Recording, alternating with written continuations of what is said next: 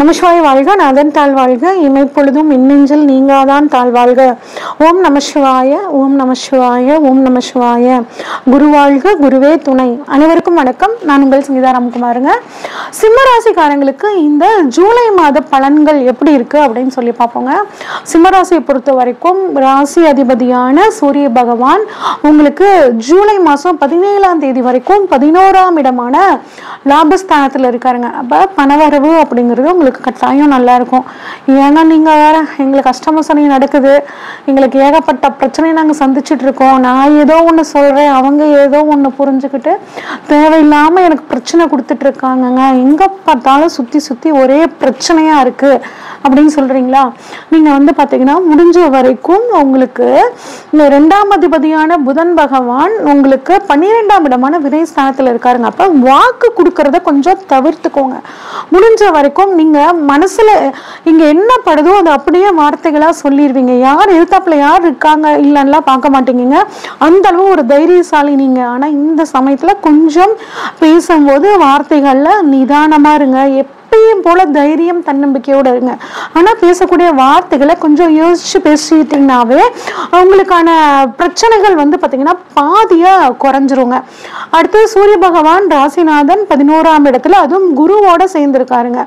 அப்போ கட்டாயம் பணவரவு நல்லா இருக்கும். தந்தையின் மூலியமாக உங்களுக்கு நல்ல யோகம், குழந்தைகளின் மூலியமாகவும் நல்ல யோகங்க. ஒரு பெரும் பண வரவு அப்படிங்கிறது இந்த மாதம் உங்களுக்கு காத்துட்டு இருக்குங்க, மாதத்தோட முற்பகுதியில். அடுத்து உங்களுக்கு 2ஆம் இடத்தை பற்றி நான் சொல்லிட்டேன். குடும்பத்தில் கொஞ்சம் விட்டு கொடுத்து போகணுங்க. உங்களோட சூழ்நிலை என்ன அப்படிங்கிறத உங்கள் குடும்ப உறுப்பினர்கிட்ட சொல்லி புரிய வச்சிருங்க. அப்போ குடும்பம் கொஞ்சம் அமைதியாக இருக்கும். அடுத்து 3ஆம் இடம் அப்படின்னு பார்த்தோம்னா 3ஆம் அதிபதியான சுக்கிர பகவான் உங்களுக்கு 10ஆம் இடத்துல ஆட்சியாக இருக்காரு. அப்போ என்ன கஷ்டம் வந்தாலும் சரிங்க, நீங்கள் உங்கள் முயற்சியினால எல்லா விஷயத்தையும் சாதகமாக மாற்றிக்குவீங்க. அதில் எந்த விதமான மாற்றமும் கிடையாது. உங்கள் இளைய சகோதரர் மூலியமாக உங்களுக்கு நல்ல விஷயங்கள்லாம் நடக்க போகுதுங்க. நிறைய குறுகிய தூர பயணங்கள் போவீங்க. அந்த பயணங்கள் மூலியமாக நன்மை அப்படிங்கிறது உங்களுக்கு கிடைக்க போகுதுங்க. பெண்கள் சம்பந்தப்பட்டு பிஸ்னஸ் பண்ணுறவங்க, அதாவது ஆடை ஆபரணங்கள், பெண்களுக்கான பொருட்கள் சம்பந்தப்பட்ட விஷயங்கள், இதெல்லாம் பிஸ்னஸாக பண்ணுறவங்களுக்கு இந்த மாதம் நல்ல ஒரு பொருள் வரவு அப்படிங்கிறது சூப்பராக இருக்குங்க. அடுத்து 4ஆம் இடம்ங்க. 4ஆம் அதிபதி செவ்வாய் பகவான் உங்கள் ராசியிலே உட்கார்ந்துருக்கார். அப்போ வீடு வாங்கணும், நிலம் வாங்கணும், புதுசாக பழைய காரை கொடுத்துட்டு புது கார் வாங்கணும், வண்டி மாற்றிட்டு வாங்கணும் அப்படின்னு நினைக்கிறவங்களுக்கு எல்லாம் இந்த மாதம் ரொம்பவே சூப்பராக இருக்குங்க. அப்படி வாங்க போகிறதுக்கு முன்னாடி அந்த உங்கள் ராசியிலே கேது இருக்கிறனால விநாயகர் வழிபாடு பண்ணிட்டு போங்க. உங்களுக்கு எல்லா விஷயங்களும் சாதகமாக முடியும். அம்மாவோட உடல் ஆரோக்கியத்தில் மட்டும் கொஞ்சம் கவனமாக இருங்க. அவங்கக்கிட்ட ஒரு 10 நிமிஷமாவது மனசு விட்டு பேசுனீங்க அப்படின்னா அவங்களோட ஆசீர்வாதத்தினால உங்களுக்கு இந்த மாதம் ரொம்பவே ஒரு நல்ல மாதமாக இருக்குங்க. அடுத்து 5ஆம் அதிபதி குரு பகவான் உங்களுக்கு 11ஆம் இடமான லாபஸ்தானத்துல இருக்கார். அப்ப உங்களுக்கு வளர்ந்த குழந்தைகள் இருந்தாங்கன்னா அந்த குழந்தைகள் மூலியமாக அவங்களுக்கு ஒரு வேலை கிடைக்கும். அதன் மூலியமாக உங்களுக்கு பணவரவு அப்படிங்கிறது இருக்குங்க. குழந்தைகளால நல்ல பேர் கிடைக்கிறதுக்கான வாய்ப்புகள் உங்களுக்கு இந்த மாதம் ரொம்பவே சூப்பரா இருக்குங்க. அதே மாதிரி காதல் சம்பந்தப்பட்ட பிரச்சனையில சிக்கிட்டவங்களுக்கு அதுல இருந்து நீங்க இப்ப வெளியே வர்றதுக்கான சூழலும் சூப்பரா இருக்குங்க. அதே மாதிரி காதல் திருமணத்துக்காக காத்துட்டு இருக்கிறவங்களுக்கும் இந்த சமயத்துல காதல் திருமணம் நடக்கிறதுக்கான வாய்ப்புகள் ரொம்பவே நல்லா இருக்கு. அடுத்து உத்தியோகஸ்தானத்தை பொறுத்த வரைக்கும் 6ஆம் இடம் ருண ரோக சத்துருஸ்தானம், உத்தியோகஸ்தானம்னு சொல்லுவோம்.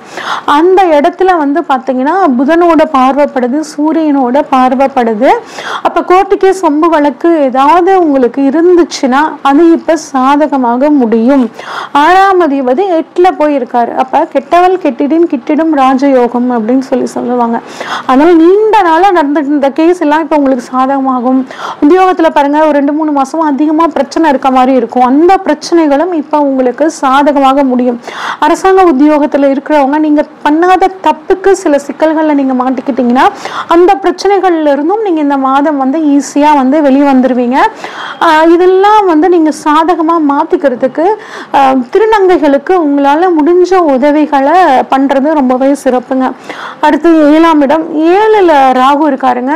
திருமணத்துல சிறு சிறு தடைகள் வந்தாலும் குருவோட குருவோட பார்வைப்படுது. அதனால இந்த வருடம் திருமணம் ஆகாதவர்களுக்கு திருமணம் நடக்கும். ஆனால் ஒரே ஒரு சின்ன அட்வைஸுங்க, அதாவது 7ல் ராகு இருக்கனால, ராகு அப்படிங்கிறது வந்து பார்த்திங்கன்னா ஸ்மார்ட் ஃபோன் ராகு. உங்களோட லைஃப் பார்ட்னர் வர போகிறாங்க பார்த்தீங்களா, அவங்கக்கிட்ட ரொம்ப நேரம் ஃபோனில் பேசுகிறது, வீடியோ காலில் பேசுகிறது, அந்த மாதிரி விஷயங்கள் எல்லாம் கொஞ்சம் தவிர்த்துக்கிறது நல்லதுங்க. ஏன்னா அதனால் சில சிக்கல்கள் வர்றதுக்கான வாய்ப்புகள் இருக்குங்க. கொஞ்சம் ஜாக்கிரதையாக இருந்துக்கோங்க. அது மட்டும் இல்லாமல் உங்களுக்கும் பிஸ்னஸ் பார்ட்னர்ஸ்க்கும் வந்து பார்த்திங்கன்னா எதுவாக இருந்தாலும் கம்யூனிகேஷன் கரெக்டாக இருந்துச்சுன்னா உங்கள் தொழில் அப்படிங்கிறது ரொம்பவே நல்லா போகும். அடுத்து 8ஆம் இடம். 8ஆம் அதிபதி குரு பகவான் 11ஆம் இடமான லாபஸ்தானத்தில் இருக்காரு. அப்போ திடீர் அதிர்ஷ்டங்கள் வரும். திடீர் அதிர்ஷ்டத்தின் மூலியமாக ஒரு நல்ல பணவரவு அப்படிங்கிறது உங்களுக்கு சாதகமாக இருக்குங்க.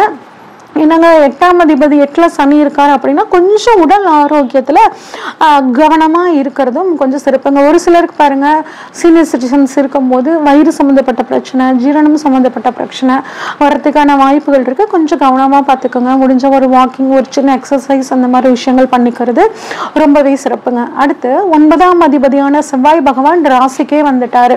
அப்போ நிறைய பயணங்கள் போவீங்க. பயணங்கள் மூலியமாக நன்மை கிடைக்கும். நிறைய கோவில்கள், ஆன்மீக பயணங்கள் எல்லாம் இந்த சமயத்துல போவீங்க. அதன் மூலியமாக உங்க மனசு லேசாகும். அந்த மனசு லேசானோடனே உங்க சிந்தனைகள் தெளிவாகும். அதன் மூலியமாக நிறைய நல்ல விஷயங்கள் உங்களுக்கு நடக்க போகுதுங்க. வெளிநாடு போகணும்னு ட்ரை பண்ணிட்டு இருக்கிறவங்களுக்கும் இப்போ வெளிநாடு போகக்கூடிய ஒரு வாய்ப்பு, அதுவும் படிக்கக்கூடிய மாணவர்கள் ஹையர் எஜுகேஷனுக்காக போகணும்னு நினைச்சிங்கன்னா அது போகிறதுக்கான வாய்ப்புகளும் சூப்பராக இருக்கு. நான் வெளிநாட்டில் இருக்கேங்க, எனக்கு சிட்டிசன்ஷிப்பே கிடைக்கல அப்படின்னு கவலைப்பட்டு இருந்தீங்கன்னா உங்களுக்கும் அது இப்போ கிடைக்கிறதுக்கான வாய்ப்புகள் ரொம்பவே சூப்பராக இருக்குங்க. அடுத்து 10ஆம் இடம் தொழில் ஸ்தானம் அப்படின்னு சொல்லுவாங்க. 10ஆம் இடம் 10ஆம் அதிபதி ஆட்சி பெற்று இருக்கிறார். என்னதான் அஷ்டம சனி இருந்தாலும் உத்தியோகத்துல தொழில ஒரு நல்ல முன்னேற்றம் அப்படிங்கிறது இருந்தே தீருங்க.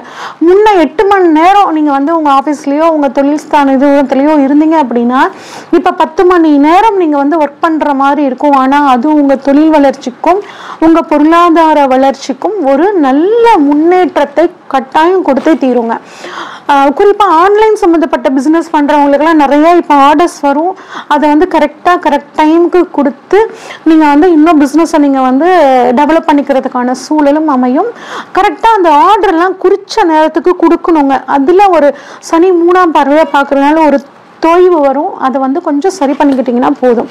அடுத்து 11ஆம் இடமான லாபஸ்தானத்தில் ராசியாதிபதியான சூரிய பகவானும் குரு பகவானும் 5ஆம் அதிபதியான குரு பகவானும் இருக்கிறனால அதிர்ஷ்டத்தின் மூலியமாக பணவரவு ரொம்பவே சூப்பராக இருக்குங்க.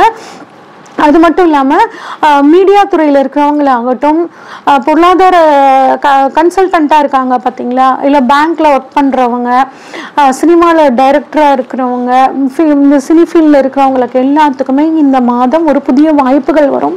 பயன்படுத்திக்கிறது ரொம்பவே நல்லதுங்க.